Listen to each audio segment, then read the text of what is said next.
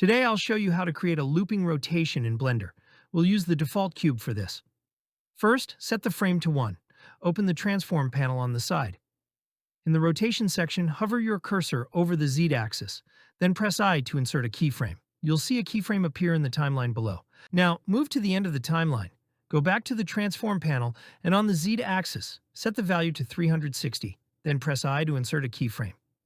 Before playing it, go back to frame 1 and press play.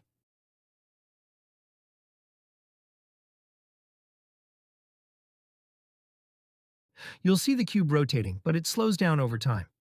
To fix that, and make it loop smoothly, hover over the timeline, press T, and select Linear. Now go back to frame 1 and press play.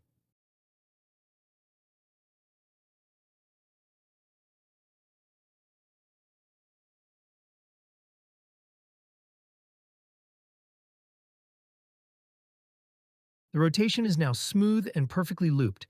You can also experiment. Just move the last keyframe to around frame 100 and press play. You'll notice the rotation becomes faster. Thanks for watching, and don't forget to subscribe.